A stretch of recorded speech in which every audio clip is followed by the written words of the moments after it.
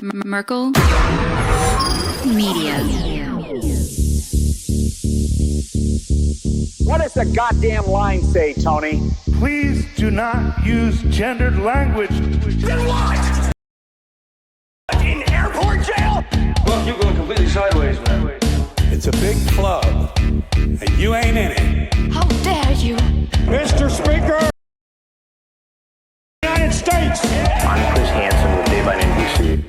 Jack Mary's Tack Theratrix. Hi, I'm Spartacus. Jackson, Sacramento, Helium. Steven Seagal. This is Mumbai Kutapi. I'm Rick James, bitch. Sorting through the lies. The hijacker's passport was found blocks from the World Trade Center crash site, if you can believe that. We cannot track $2 in transactions.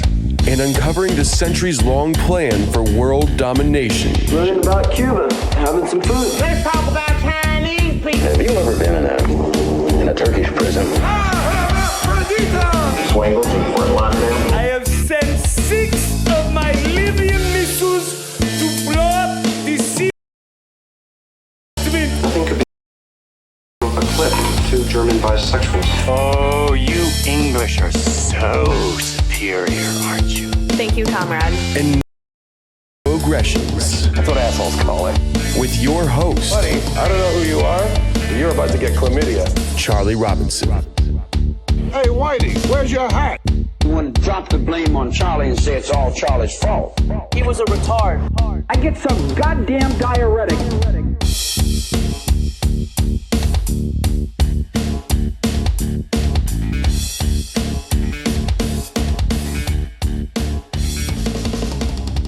Welcome to Macroaggressions. I'm your host, Charlie Robinson. If you are watching us on Iconic, Rockfin, Odyssey, or Band.video, or you're listening wherever podcasts are served, thank you so much. We appreciate your amazing support. Speaking of Iconic, if you're interested in trying before you buy, there is going to be a link in the show notes for a free 10-day trial of Iconic. They're doing amazing things over there.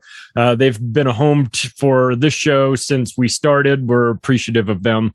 But they're doing documentary series. They're making their own movies. Obviously, all of David Icke's previous work is over there. It's amazing. A lot of health and wellness shows going on, too. So if you're interested, just click the link in the description. Try it out for 10 days and see what you think. Also, thanks to our sponsors. Chemical Free Body has been amazing. You got to get your body ready for this battle that we're going into, I guess. I don't know.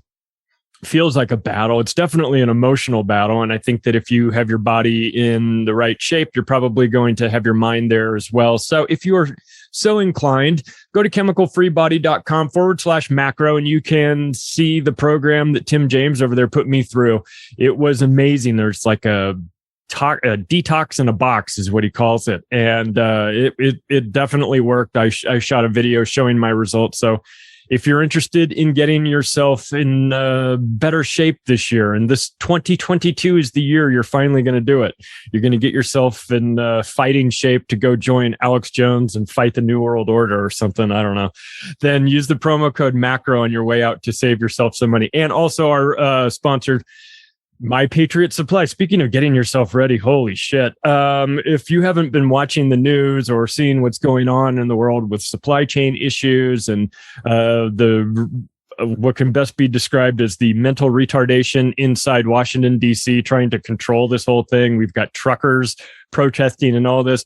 Listen, you do not want to be late on getting yourself ready. You don't want to be the last person to think about getting yourself some storable food. So if you are interested in getting yourself ready, you can go to the website they created for us, preparewithmacroaggressions.com, and see what you think, man. There's a 4-week supply of food. There's a 3-month supply of food. They have all sorts of supplies. Let's be proactive about this. And if you're not getting it from these guys, get it from your grocery store. Get it next time you go someplace, buy some extra rice, buy some beans or whatever. Start thinking proactively. What's the worst that can happen? You have extra food, right? We should be so lucky. So I hate to be the bearer of bad news, but this supply chain issue does not look like it's going to get much better. And you want to be, I don't know, you want to feel like you've got things sorted out at home with regard to food and the like. So take the additional step right now. Go to preparewithmacroaggressions.com and get yourself some storable food. Well, I'm excited for our guest because I've been digging his work for a while. You can read his stuff at Unlimited Hangout. You can go to Fungi Monkey, and of course, you can go to JohnnyVedmore.com. That kind of leaves the cat out of the bag. It's Johnny Vedmore, everybody. How are you, Johnny? Good to see you. I'm so happy to be here. Thank you. Nice. I'm so happy to have you here because we've been talking about these lunatics in your neck of the woods at the Wellcome Trust, and before we get too far down, I stand corrected. You rightly pointed out that I had the wrong Margaret Sanger. The Sanger Wellcome Trust was founded by somebody with the last name Sanger, who is married to Margaret Sanger, but it wasn't that Margaret Sanger. What are the chances? I think from now on, I'm just going to assume that anybody named Margaret Sanger is probably involved in a depopulation operation, just to be on the safe side. So I stand corrected on that. But what are the chances that there's two Margaret Sangers that are involved in things like this? So, well, but anyway, your work on it, you wrote a piece called The Welcome Five, and this really sort of goes like a nice deep dive into who these dangerous people are. You make this assumption that the boogeyman is going to look like, he's going to have blood dripping off of his fingers and he's going to be hunched back and you're going to know him when you see him. But the most dangerous people in the world are wearing $4,000 business suits and sitting on the boards of these companies. And I would suggest that these five people that are connected to the Wellcome Trust are some of the most dangerous people in the world. Would you agree with that wild statement?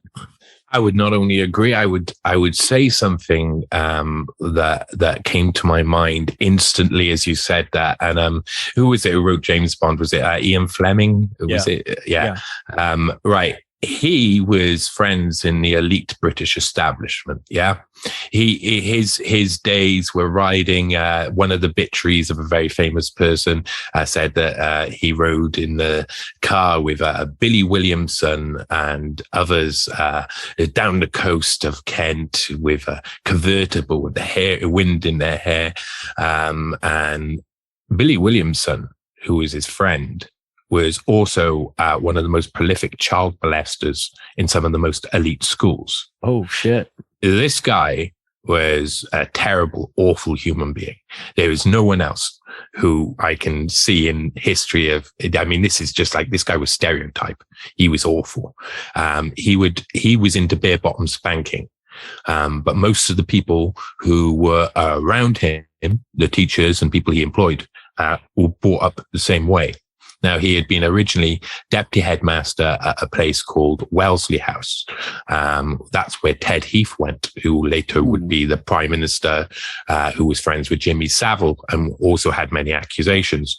Along with a load of other of the paedophile elite went there. He later became a headmaster at Ashdown House. That's the place where Boris Johnson went to school. Now, when Boris Johnson, Rachel Johnson and his brother Joe Johnson, their parents were having difficulties. Their mother was suffering from really bad depression in 1974, 1975. I think his dad was probably to blame for that. And so they decided to move them into this school. And this school, Ashdown House, had originally just been a boys' school. And Rachel Johnson was suddenly going there. And they went there and they said, Billy Williamson has to stand down immediately. We're not going to allow him in to the school unless he stands down. So Billy Williamson's career was over at the moment that Boris Johnson's father said, you got to stand down now because my son's going to the school. And you know what that means. Now, understand, when you look, and this is what I'm talking about by what you were saying, go back to what I said originally about him sitting in the car, wind going through his hair with Ian Fleming and the like, and James Bond being this fantastic idea of how these elites saw the world they wanted to create. And the thing is that James Bond, when you're watching it, and you've got like James Bond, and he's against like Dr. No's group, which is very similar to the WEF. and other organizations, they're actually the same sides. They're the ones who are controlling the populations. Mm-hmm. It's the intelligence agencies who are manipulating control versus this group who are manipulating control. Right. And that is really a lot like Orwell and Huxley, who existed in a time where they would have heard, before they wrote their books, they would have heard about the ideals of the Rhodes Trust and Cecil Rhodes and where they wanted to go, and just really designed their books around the idea of what their friends wanted to create. And this is a reoccurring theme. You know, it's not a surprise that what we're seeing looks like it's out of a movie, looks like it's something that's been scripted in some way, because they've been writing these scripts over and over and over again. And in the scripts, they are always both the villain and the hero. And we don't exist. Yeah. We're nothing. They're always them. It's always about them. And that is very much what the world is like. James Bond is a stereotype of all the intelligence agencies. You know, he's like bundled up into one, and the idea of MI6 and etc. being the idea of what is an actual thing that exists. You know, it's being made up, and you know that was also partially due to the want of propaganda. They want you to see, at the end of the day, these intelligence agencies, they'll lead you to the World Economic Forum and groups like this, as long as groups like that do what they want. And then, if they don't, they will withdraw their support and suddenly they become the enemy. But the people go with really the intelligence agencies, the psychological operations behind the scenes, and etc. So that's why I think now we see a massive link between intelligence and these large organizations, not only the World Economic Forum, but the Wellcome Trust. I mean, you look at a director like one of the Wellcome Five, Roy Anderson. He was a governor in about 1991, 1992. Mm-hmm. And then he became the director in about 1994. And later on, he would be working for the MOD, Bill and Melinda Gates Foundation, World Health Organization, etc. But all during the time before, he's seen and perceived as independent. But he's not independent. He became known around 1986, 1987. That's when they first started putting him out. It's around the same time that he first joined the Royal Society, which, of course, this article gets the key to a little bit. Yeah, which comes round. Now, you look at Roy Anderson himself, and Roy Anderson, for people who don't know, got an IBM scholarship in like 1973. That's a long time ago. You know, that's like the third meeting of the World Economic Forum. That's the start of something where all of these different entities are starting to begin to understand computers, new technology, fourth industrial revolution, and going on to try and create this vision of that they're trying to like bludgeon us with at the moment. And like the Wellcome Trust and Roy Anderson would meet roughly around the time when he became a Lineker professor of zoology at Oxford. Mm-hmm. And he was that sort of project ended up housing a Wellcome Trust joint project at the same time. Right. And so that's like the early 90s. There was this formation of these very powerful people, including what I would consider to be Roy Anderson's boss-equal. Over time, he's become the equal, I would say, Richard Sykes, who's, I'd say, the top boy in this. But Roy Anderson and Richard Sykes are very important. So let's go through this very as concisely as I can, in chronological order, with a little bit of understanding that I've given you, so you understand a little bit of context. Richard Sykes used to work for Glaxo, once upon a time when Glaxo was just Glaxo. Back in the 70s, he went to America for a bit. I can't remember what the name of the place he went to in America, but I really want to look into that place because it's very interesting seeing as what he went on to. He went back to Glaxo afterwards. He became like one of the deputy heads of Glaxo. And then by the 90s, he was the head of Glaxo. research. Same, he was, I think, head of Glaxo research originally in the 70s as well, deputy head. But he had a pretty significant role. Now, I had come across Glaxo's research team in the 70s while researching this whole thing that I was talking about at the start, the whole, these Ashdown House, Wellesley House, these schools, because one of the people who had gone there had been a guy called Nicholas Stacey, who had made a statement once that men who were attracted to 13-year-old the head of Kent Social Services, so in charge of loads of care homes and children. Oh, wonderful. Where loads of abuse happened. He covered it up and openly talked about covering it up. Loads of loads of girls got abused there, loads of girls. And at the same time, they were being tested on with drugs. They didn't only have a massive array of drugs to keep them sedated. These girls were seen as terrible trouble, but they weren't. They were just slightly troubled girls who went to a care home and then got drugged, were all slumped over, raped and abused, and tested on. Ooh. Now, the nurse who was in Kendall House, who was a Nurse Ratchet style woman, was a woman called, I think her name's Fiona Strike, and her husband was Jeremy Strike, and he worked for Glaxo. And it seems that there was certain things like a drug called mufeternes, which has never been identified, that was given to these girls and was obviously experimental. And I found myself looking into that era of Glaxo and research and wondering, oh, those guys are dodgy. So when I started researching the Wellcome Trust, I started from the point of the proximal origin paper and Farrar, but I ended up with Richard Sykes being the center of it, really, the guy who forms this unit. And he forms it out of a merger between Glaxo later on, because Glaxo in the early 90s would join with Wellcome, PLC. So the official arm of Wellcome Trust and all of those, the official private pharmaceutical arm, which wouldn't exist for much longer. Glaxo Wellcome would then a little bit later start to merge with SmithKline Beecham. Right. So you've got all of these entities. SmithKline had merged with Beecham, Glaxo had merged with Wellcome, then Glaxo Wellcome were working with SmithKline Beecham, and out of it came three major entities. GlaxoSmithKline, which we obviously know as being one of the most powerful pharmaceutical giants.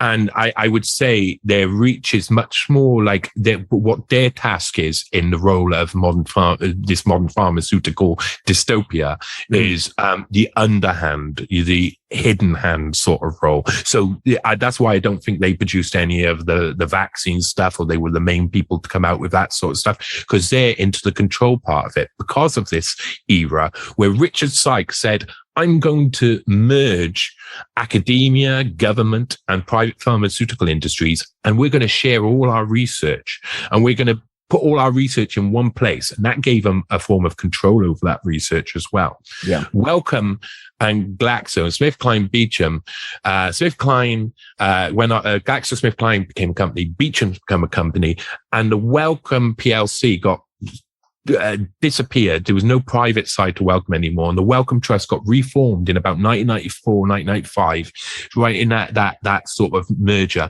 into something new, which would be eventually the lead global funder of research in the world, the wealthiest company that you can't even imagine their wealth, and it's split up in so many ways that it's probably very hard to trace. And they're very global because like Farrar, for instance, in 1994 when he was recruited, would go over to Vietnam to their main unit in Vietnam. So they've got units all over the world in countries which of course have a lot less regulation than the countries they originally come from. Of course. Out of this Wellcome Trust vehicle was something new because it wasn't attached to the private pharmaceutical industries per se.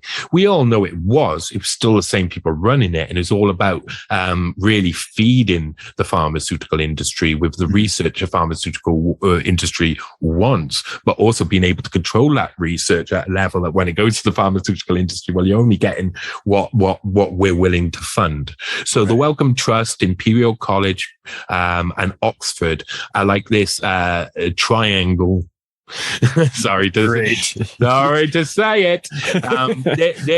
They're this free entities that fund loads of the scientific research in a way that it really is hard to find funding for projects that are outside their remit, and their remit is purposely built.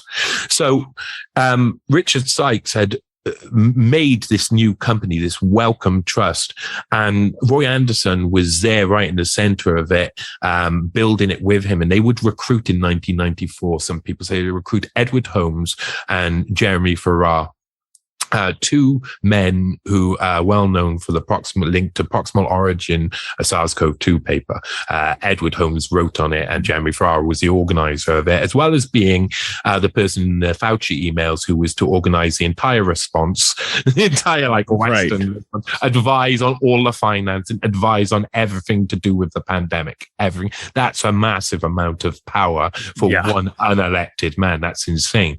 So obviously he was really important. It was Whitney Webb who said, look, I contributed to her Welcome Leap article, the part about Jeremy Farrar and Illuminata, which is a J-Plant, I think his name is. It's the machine that makes most of the PCR testing machines in the world, the company that makes most of the PCR. And it's called Illuminata? Illumina. They are pulling your chain. As we say, they are taking. I know, it's really annoying. So Roy Anderson and Richard Sykes employ in the 1994 Jeremy Farrar, who's just finishing his PhD at Oxford, and Edward Holmes is put in charge of recruiting further. He is. I mentioned just one of the programs, but there's many programs. One program that I mentioned, which is obviously extremely significant. They choose from Rhodes Scholars and other very high up graduates and elite graduates. They're going to be funded, 35 of them, for their entire career by the Wellcome Trust. So they just buy these scientists straight out of university, go up, say, we're going to pay everything you want to do forever. You come be ours. Basically, That's bought science. And for people that are like, oh, the science is settled, it's like, hey, listen, man, it's as easy to, these politicians are bought, or at least leased. Mm-hmm. And you can do the same thing with a scientist. Don't kid yourself. So in actual fact, Edward Holmes is responsible for hundreds and hundreds and hundreds of these processes of long-term funding, for 5, 10 years, 15 years, and loads of short-term funding as well.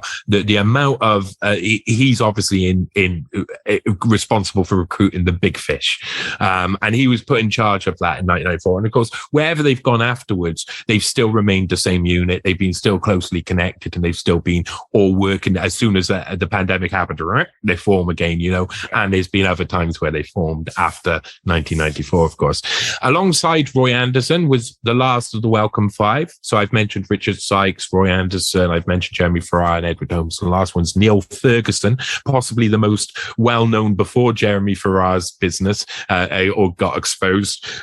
Neil Ferguson had course, created the computer models that had shown 500,000 odd people would die in the UK if they didn't take over the pandemic response.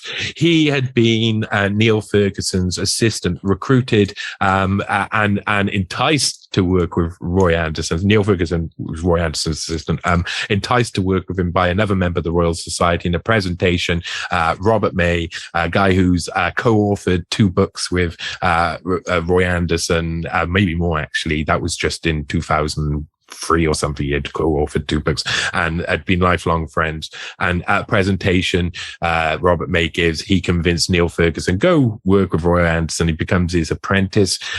They design and create the computer modeling for the future. So all computer modeling that you understand today for pandemics have been pioneered by these guys.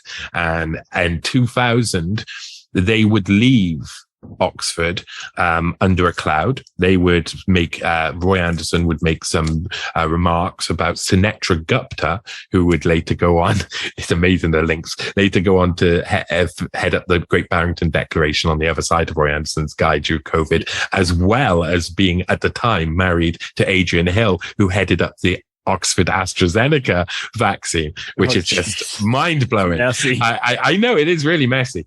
They split in 2020. The pandemic didn't do good for Adrian Hill and Sinetra Gupta.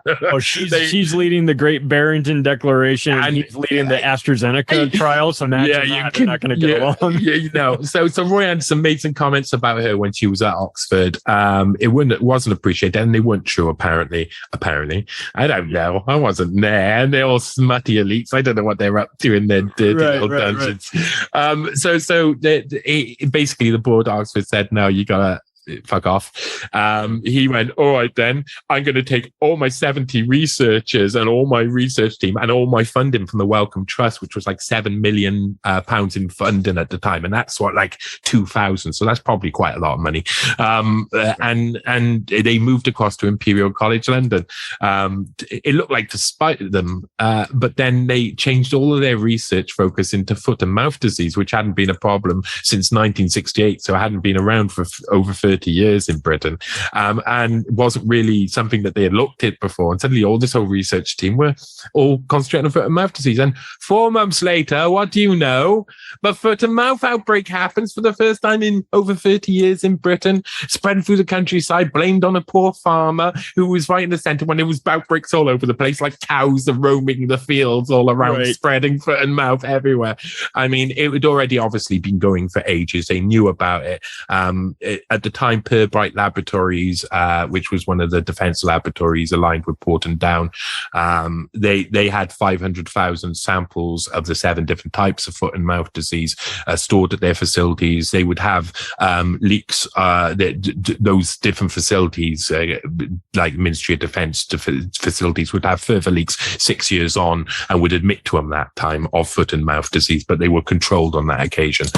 On this occasion, basically, Roy Anderson and Neil Ferguson did their first computer modeling trick. They produced the first ever really significantly terrifying computer models to show Tony Blair and his crew that if you don't let us take over this response to this epidemic, it was an epidemic because it's just inside the country. If you don't let us take over the response to this, you're going to see doom everywhere, and everything is going to be bad, and there'll be burning pyres of animals everywhere.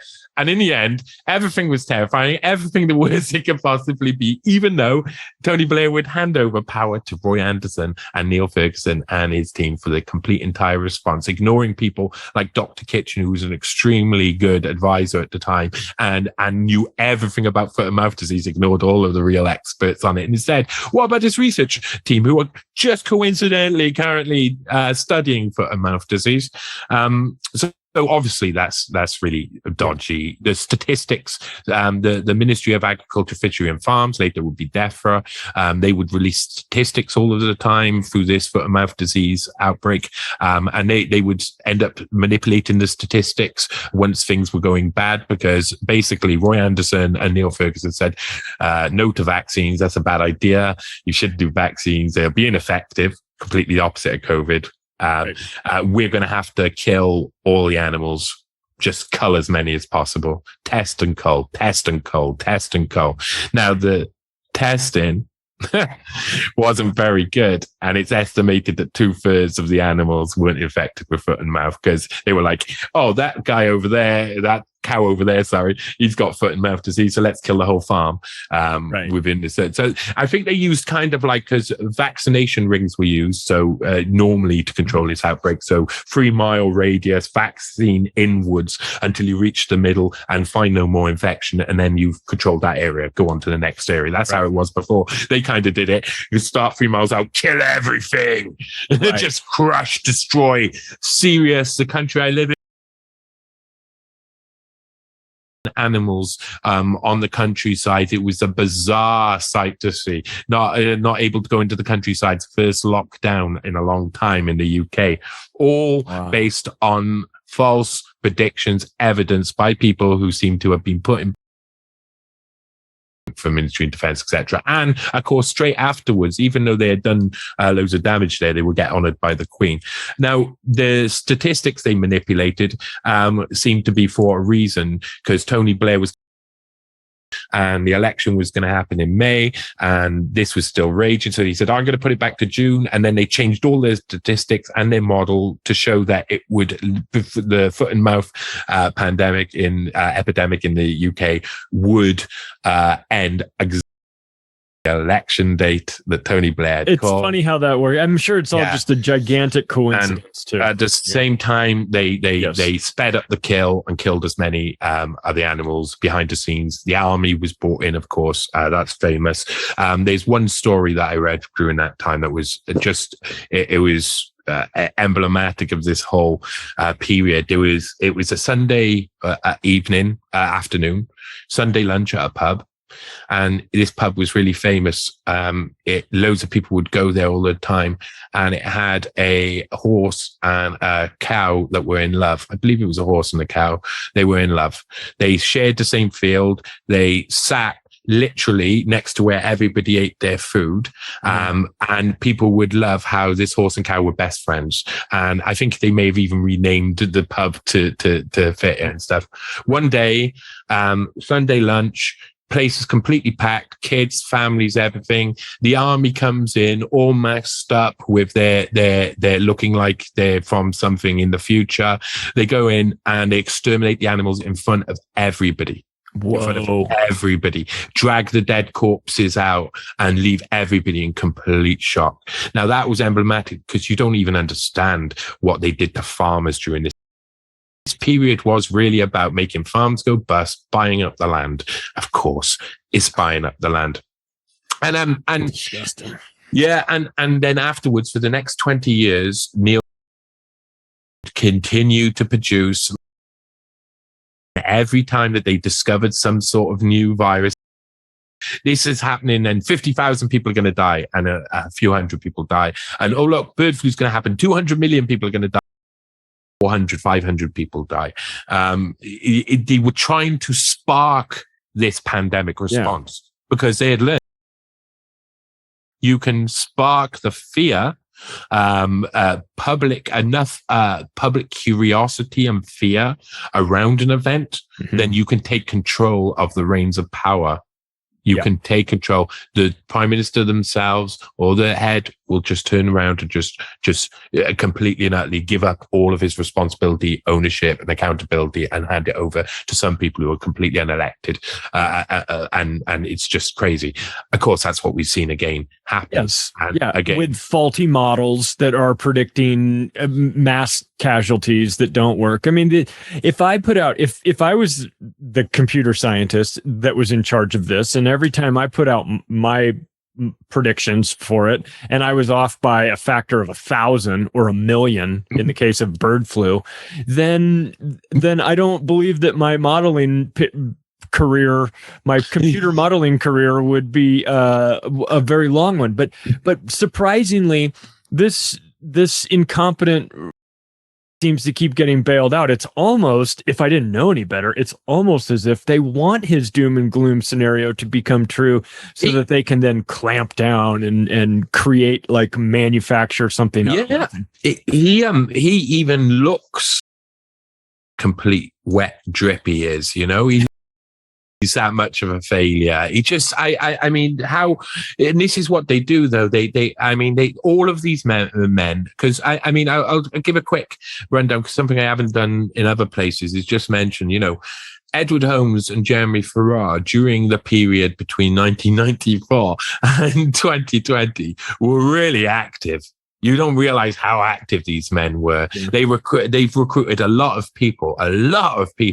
They have got their fingers in every pie. Every person who's connected to Ebola is automatically connected with them because they were really central to that as well, and central to many other things. And if you go back to the 80s, which I mentioned in the article, where Roy Anderson is talking about HIV, the risk of HIV in the UK. At the same time, Burroughs Wellcome, the American arm of Wellcome PLC at the time, were producing AZT, the gene-killing drug, which had no medical benefit for anybody and just kills genes, and it's just stupid. It's and it was just, I really just, I believe, a way to kill gay people. I mean, all of this is like always like kill gay people, kill black people, kill old people, kill, you know, we can see who they're targeting, and they don't, they very careful not to really target too much with their actions. People like us, because we will stand up and fight.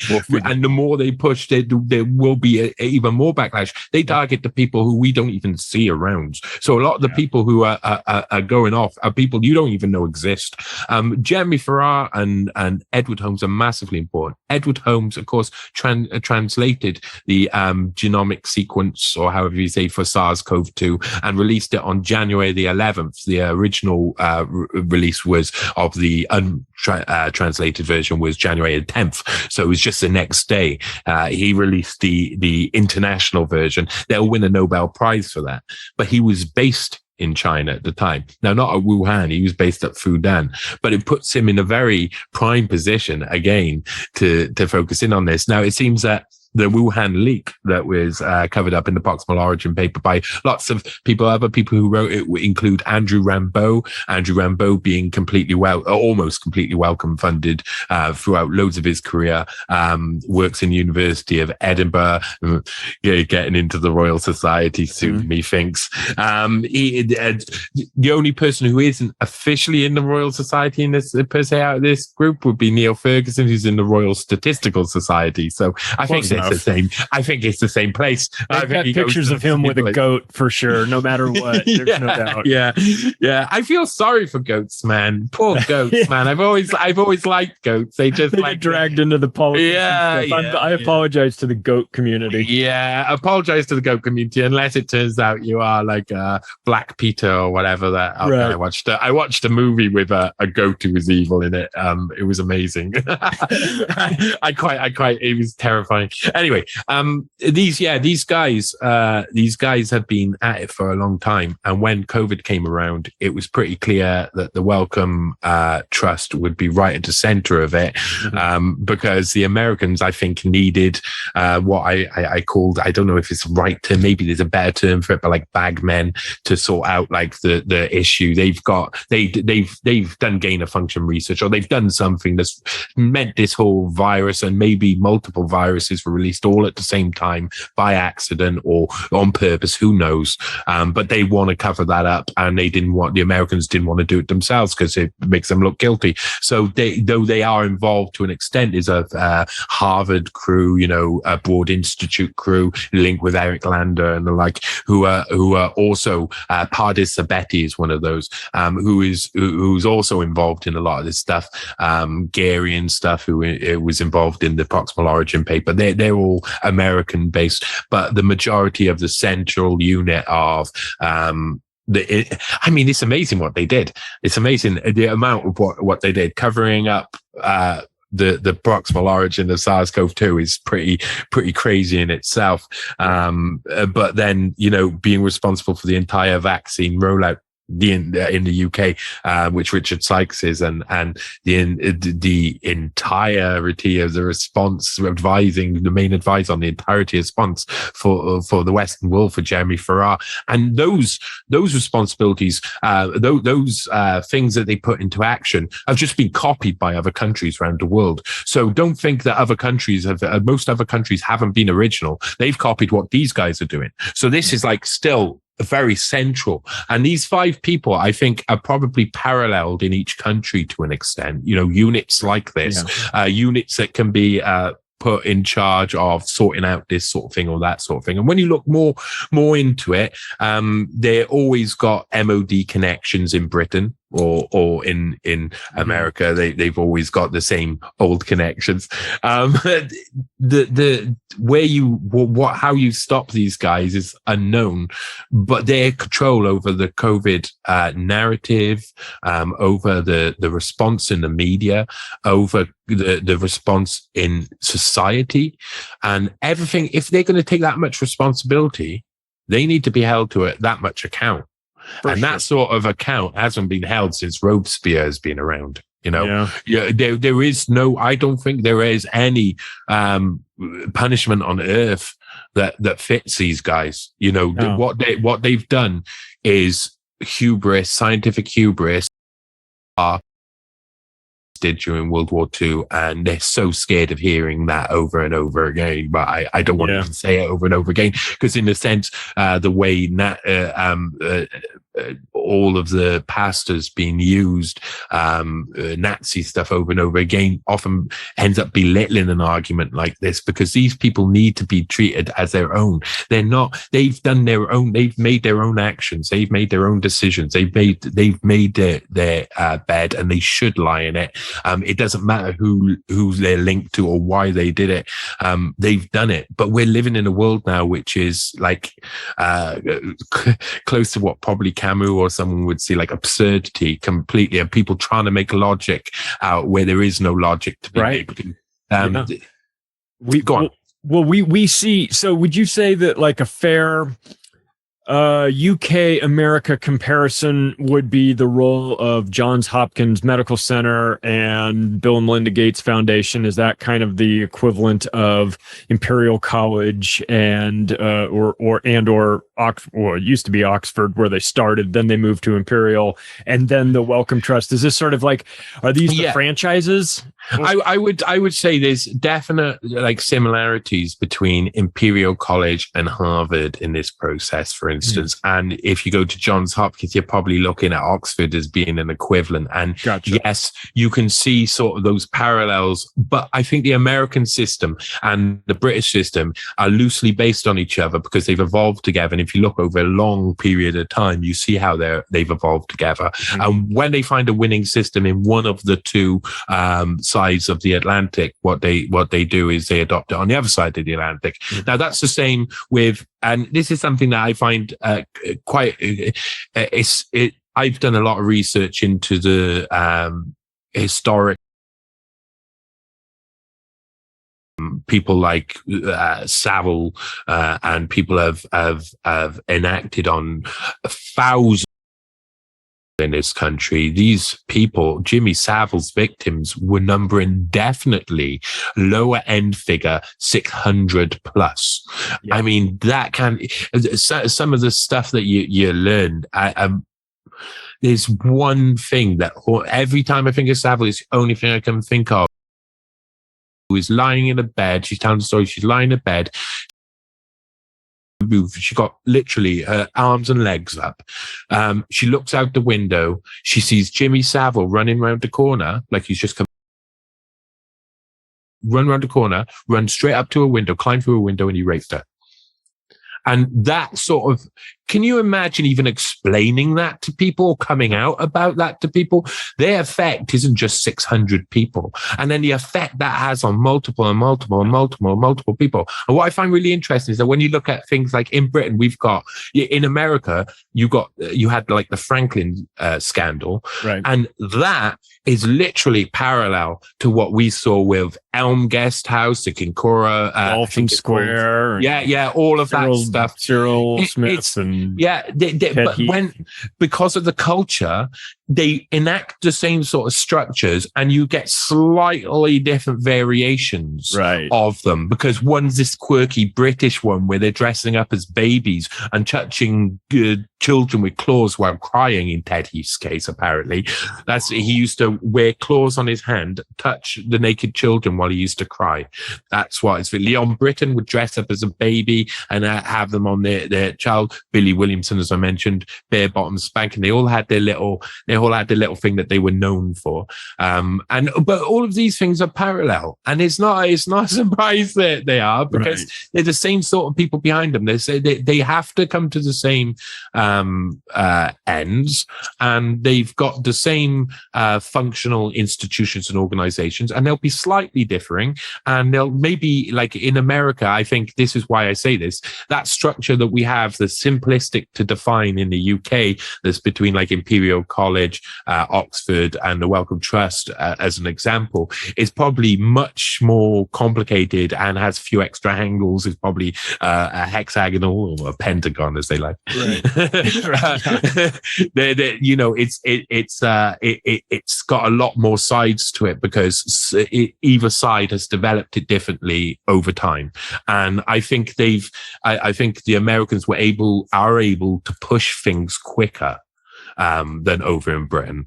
Britain, we push back in strange ways, and they're constantly doing this establishment dance with the people all the time. So they often have to put things that are implemented in other authoritarian ideas that are implemented in other countries. They have to do it in a different way, and they have to often do it with like some form of smile, some form of virtue, so like signaled out. They've got to do it slightly. So these entities are existing, and like how a lot of us in the independent media say, "Oh, we need to build parallel structures." Well, that's what they've done. And that's why we need to build parallel structures, because they've built these knowing what it does. They've got control over this side and this side. If you've got control over the main research, or most of the research, most of the control once a virus gets out, and you've got control over all of the viruses, we're all in trouble, because that's all the same things. They release a virus, tell you how bad it is, lock you all down, and it's the same people doing it all. So, I mean, that's a system that obviously is heavily corruptible and built for that way.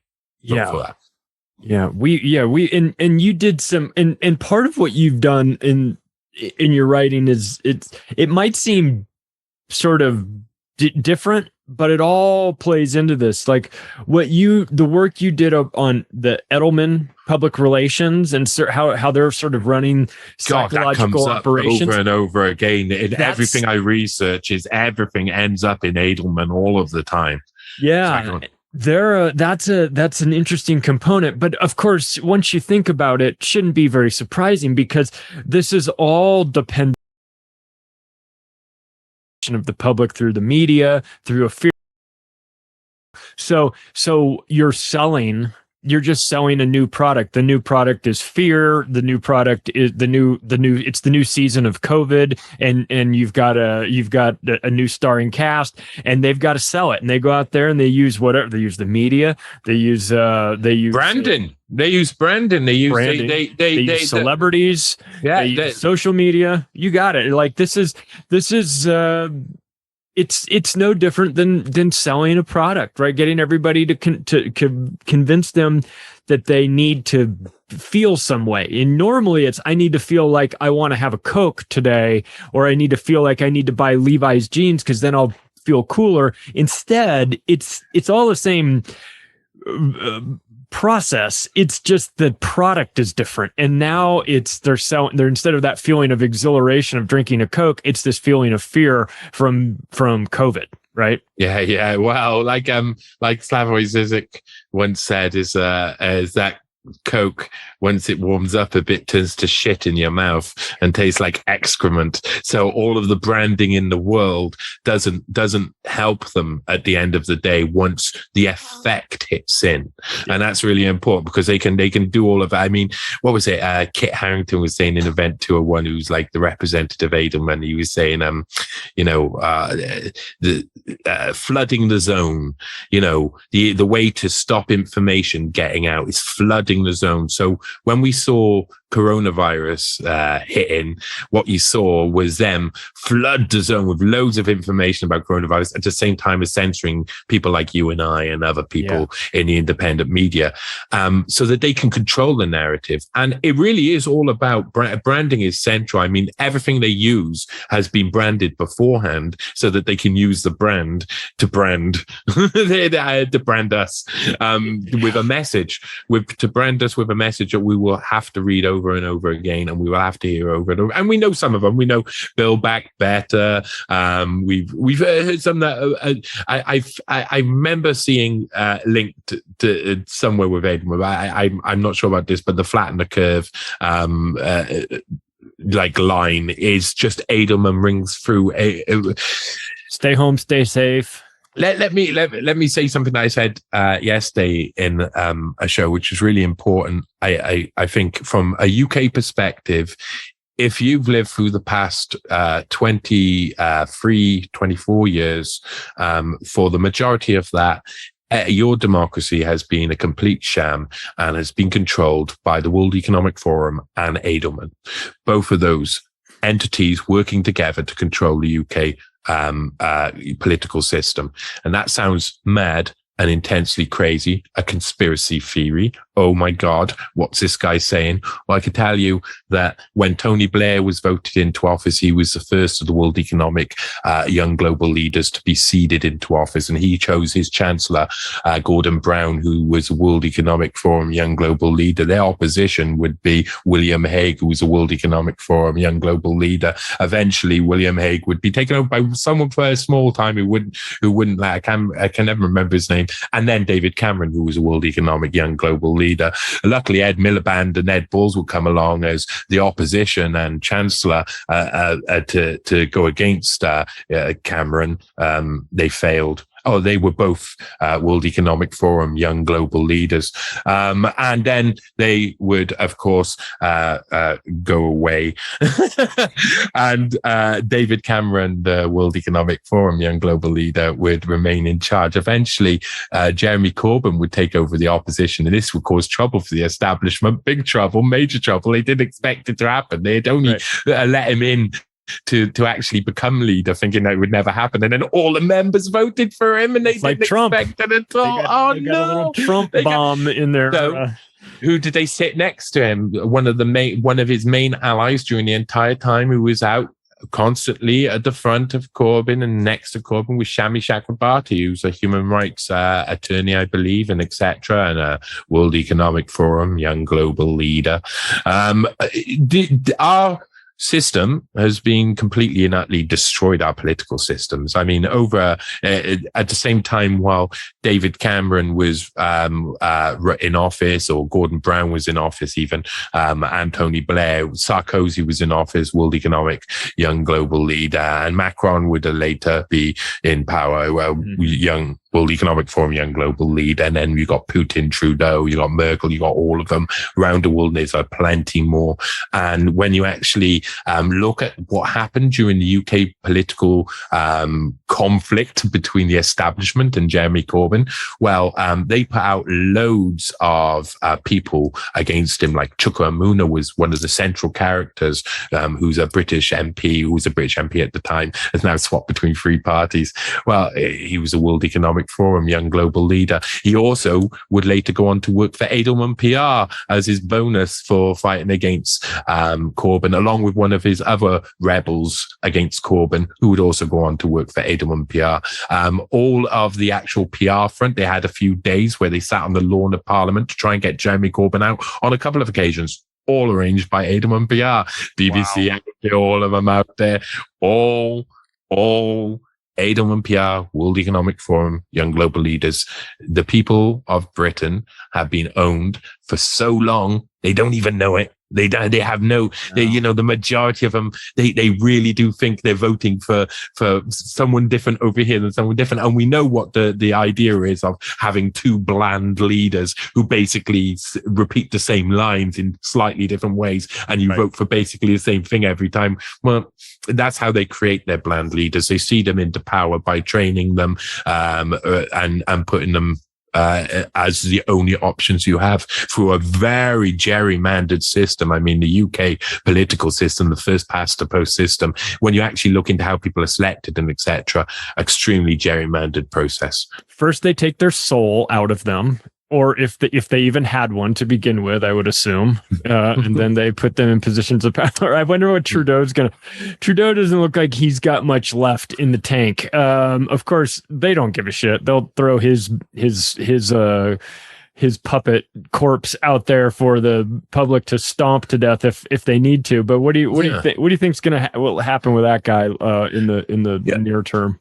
Isn't it amazing how the start of Trudeau was like, oh, look how this wonderful, beautiful young leader has come up, and he's so wonderful. And you know that now, I at least know that from all my research, that if I go back, I'm pretty positive I know who gave you all of that buff at the start and who paid for all those articles, who made all of those. Time magazine, they had him on the cover. Why can't we have a leader like this with Justin Trudeau? Oh, I don't know. Because do you know They said, sure we could. They said the same about Emmanuel Macron with Jeremy Corbyn. They said, why can't we have an opposition leader like this? And they showed Emmanuel Macron as being the thing. I mean, who has shown you that? What was Mark Benioff, is it, who owns New York? Who owns Time Magazine? Yeah. Salesforce, World Economic Forum. Oh God. It's so impossible. It's so impossible for people to understand how they're all just being fed from the same book. And this book has been written by some of the worst characters in history, headed up by someone who had helped the South African regime gain nuclear weapons and whose father tried to help the Nazis gain atomic weapons. You're a bunch of fucking idiots if you listen to these guys. Yeah, man, these guys are really dangerous. I think now that I think of it, I'm gonna have to go back through my notes, but I'm almost positive that if I look in my notes, I'm going to find that NewsGuard was financed by Edelman. That would be, well, Edelman did a lot of they do a lot of really, I don't know what you call it, like commando PR, undercover PR. They set up companies all around the place and they send out like fake messages all around the place. They are the kings of fake news. They know how to do it, and they know by studying it very carefully, because every year you of course have the Edelman Trust Barometer at the World Economic Forum, where for a couple of days Richard Edelman and co will take you through what the world actually thinks of the World Economic Forum and how they're going to manipulate the views of the people to you don't even have to read between the lines on most of this. I mean, most of what they say is pretty blatant and obvious. And once you have if you're someone who cares about other people, you've got to have some sort of, well, I say that, but I know loads of people. I was going to say, if you care about other people, then you should care about this, and you should be like worried about these people. But I meet people all the time, in like walking my dog and stuff, and I'm meeting people who are saying, when I talk to them and I start to like tell them about certain things in a way that is manageable for them right. to start off, of course, they often, first thing they nearly always come round to is, yes, the world is overpopulated and it is climate change and we probably should get rid of humans. And it's such a weird thing that some of the kindest people and loveliest people I know have this weird, perverted idea that genocide is the answer to all our problems. Yet they haven't worked out that what they're saying means genocide. Right. They can't, as something that's so important, the death of loads of people becomes just a flippant sentence that people say all of the time. Yes, there's too many people on Earth, but what does that mean? Oh yeah, well, we need to change that. Is that what you're saying? Because that is what they're all saying. They're all saying we need to change that. We need to depopulate. It's a fascinating thing that you can talk people into to actively like voting against their own self-interest, that this is, we're talking about removing people. Now, I mean, I guess maybe if we want to give these people the benefit of the doubt, maybe they're saying we should try to not create more people and raise the population level even higher. I could maybe understand that if they're saying like we should try to taper off, but people out there, they're saying no, the people that are currently alive, they need to be many of them. Mm-hmm. And it's always, it's guys like Ted Moreland is almost, I think he's like the third largest landholder in America with 5 children of his own, talking about of 5/7 of the population that we should really only have 2 billion people there. You've got, obviously he's buying up farmland, and he's like, if we do a good job with our vaccine program, number by about 10 or 15%. I asked this simple question: if vaccines are so safe and effective, shouldn't that number be going up? Right? Doesn't that just blow his whole argument right there? Shouldn't you only need one? If they're safe and effective, you only need one. If they produce a vaccine that's more than one, you say you haven't got a vaccine, my friend, you've got a racket. And I'm not going to buy your racket because, yeah, these guys, man, and they are serious, because I think what you're saying there is something that's really important. It's like the buying up land. What happens when you buy up all the land? What happens when you own all the companies? What happens when fundamentally your control is great? You have to get other hobbies. And if your hobbies are already trying to decimate people, then you're going to end up trying to obliterate people instead. You know, these guys have got some weird, freaky beliefs. We all know it. We all know what they're doing. We all know. Even some of the people down on the ground are well aware that this is possible.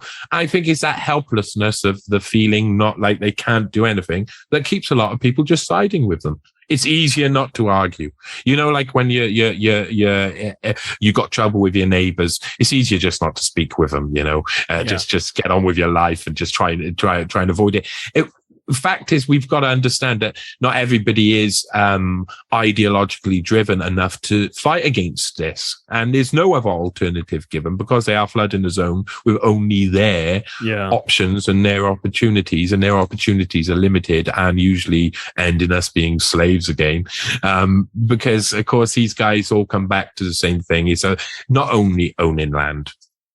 It's not only owning land, it's owning entities, including people. And we are a really important part of them gaining anything else. Without us, they don't have a workforce. So they are trying to create this fourth industrial revolution, I think, so that they can get rid of people, finally, all these people, without having it affect their lives too badly. Well, let's wrap up with this one topic. And I think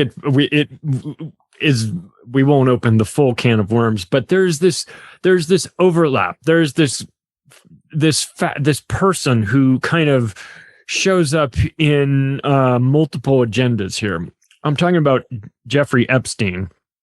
And we'd always had, you know, there'd been, like, when he kind of came onto the scene, I think a lot of people thought, well, okay, he's running like a high end, he's running the East Coast franchise of some child trafficking operation. Of course he was, and there's all that, but there's this other side to him, the less glamorous, I guess, if that's even the right word to use, but the less sensational. And that is the scientists that he was involved in. And one of the common threads that these scientists have is that they're interested in evolutionary game theory and population dynamics and things like that. And when you hear that in and of itself, or when you hear that in 2018, you go, okay, that's interesting. When you hear that now, after we read about the depopulation agenda, we know that they're running simulations. We know that the SPARS pandemic documents talking about what happens when this virus goes out, and then a vaccine, mad cow disease, and they're role playing all of these depopulation events. And then you've got this Epstein connection, and he's talking to scientists at Harvard, evolutionary dynamics guys. He's funding these Martin Nowak's programs there. And you go, what are you up to? I know what you're up to with the child brownstone operation, but what the fuck are you doing with these scientists? You've got this UK connection through Ghislaine Maxwell and in the ties to that society, and where are you putting these things? I think it's really simple. I think this one's a really simple one.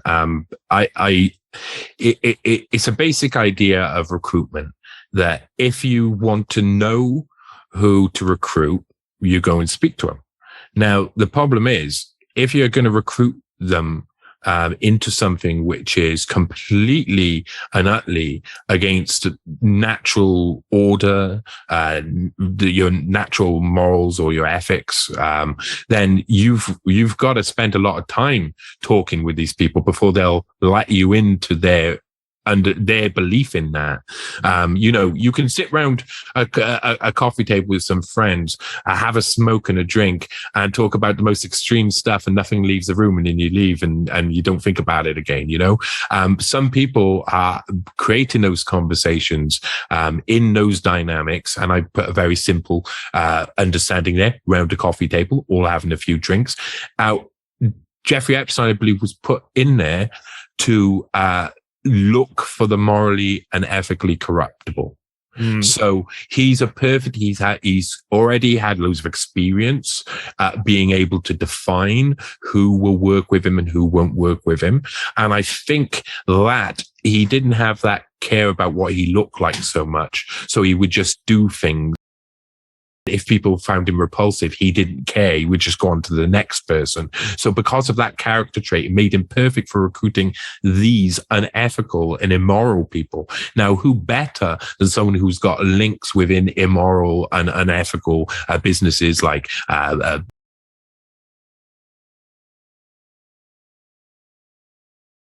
child trafficking and rape and abuse and etc. Well, this person, a lot of the people in power will come across compromat operations, recognize them for what they are, and be like, okay, are you working for us or are you working for someone else? How do we get you to focus in on an area that we want to look at? And so I think Epstein was recruited to go into the scientific community, to have conversations with people and get to know people as friends. So all of the, what was it? The billionaires, club or whatever they called themselves. All of the stuff that happened in the late 90s and early noughties, where you got all those pictures of it, like Dawkins and people and hanging around. I think that was all a point where it was like, if you look at it, they're all having fun. All of them, even Nathan Mervoyd, if that's possible, looks like he's having a good time. They're not filing for patents and being a weirdo. Yeah, being a real weirdo. They all look like they're having a great time. And in there, also you see people like, I think her name was Cindy Lopez, who was one of the girls who was trafficked by Epstein for a while. And she's standing there with Sarah Kellen, I believe, in one of the pictures, and maybe with Epstein or Maxwell. And I can't quite remember, but at one of these events with all the scientists at. So you have someone like that, and he takes a young girl to an event like that, and basically you can watch people. You watch people, how they look around the room. And I spent my life in hotels. I used to watch people anyway. I'm a people watcher. I like watching how people interact with the world. I worked in hotels for years, in nights, in city centre hotels, rough hotels at times, sometimes swanky 5-star hotels, or I've worked in France in hotels and stuff as well. I've seen some really funky stuff. Yeah. And you get to learn who people are as soon as they walk in the door. As soon as, by the end of it, I wouldn't let certain people stay in the hotel because they showed the signs that I'm not going, because there'll be a girl who will come in straight afterwards or something that will be really like questionable that comes from them. And I would end up saying no to people because I could judge them so well. I never used to do that. And I went through loads of experiences where I saw some terrible shit happen, and I had to get involved in stopping some like really unethical and horrible shit happen. But when you watch them, you can already see someone at a bar and who they're looking at. When you're sitting around and you're a man who's looking for a mate, you're looking for the people who are your potential mates. Most of the time you'll spend gazing over, cool, hey, look at me, I'm over here, look at you.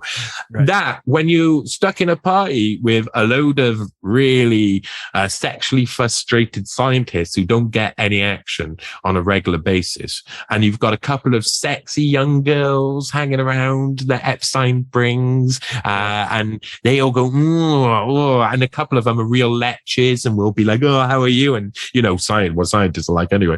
They're not very with boundaries. You would be able to pick up exactly who is amenable for more stuff. And then you would then say, come over to my island, come over to my this, come over to my that. And then the next stage happens. The next stage, already know they're morally corruptible. Then you corrupt them. And then at that point, them to work with you constantly. So it's another way of recruiting scientists like Edward Holmes and Jeremy Farrar did in Oxford, buying scientists. This is buying scientist cooperation forever. And I think, that's the difference between it. One side over here, the corruption happens just by funding, just by giving people all of the money they want for their entire career. Over there were some operations like Epstein's operation, which was about infiltrating the scientific community. That was a very certain type of scientific community, so they could get people who will work for their agenda and work for the other things Epstein was doing. Because really, Epstein wanted to do something much bigger, the New Mexico ranch and other stuff. We all know what was happening, that it was much bigger. So Epstein wanted to create something much bigger, and that was the best way, I reckon. That'll be the next topic. We'll have you back, and we can get to that. What do you tell these fine people what you're working on, or where the best place is for them to connect with your work? Yeah. You could go to johnnyvedmore.com, and I'll be updating most of the stuff that I'm doing there. My media, you can also have a link there. There's a link on the top menu to fungimonkey.com, fungimonkey.com, which is much more interactive media based. I'm trying to create something which will eventually be, make stories easier to read, or articles that are really long and complex easier to read. So I've got a version of the Welcome 5 dynamic article, but that's just an example of something that's going to be expanded on, because I want to have like bubbles of article topics that cross over to each other, and that people can then like go like a role play game, can learn all of the information in whichever order they do choose. And this is something that I think is missing in the world. So I do have that interactive form over at Fungi Monkey. Come get involved. Whatever what I'm working on at the moment, I've been looking into Bezos for a while, something to do with Bezos. I won't say what it is to do with Bezos, but I've been doing something to do with Bezos, and that's all I'll say. But I've got this Wellcome Trust article is ever expanding. We're going to try and find out. I've got now a few people who are working with me to try and find out who these guys recruited. And we believe by what we've seen already, and by the profiles that come up, and the people who are so heavily linked with Wellcome Trust, that you're going to see most of the people who have been involved fundamentally in every stage of the COVID control scenario are linked in with these funding process and recruitment process through Oxford PhD programs as well, and recruiting a lot of Rhodes scholars. Well, not a surprise, is it at all? No. So that will be continuing work. So that's what I'm up to. Charlie, thank you for having me on, man. Thanks for being on. And if you guys like this episode, take the additional step right now of sharing it with your friends and family. Thanks so much, and we will talk to you soon.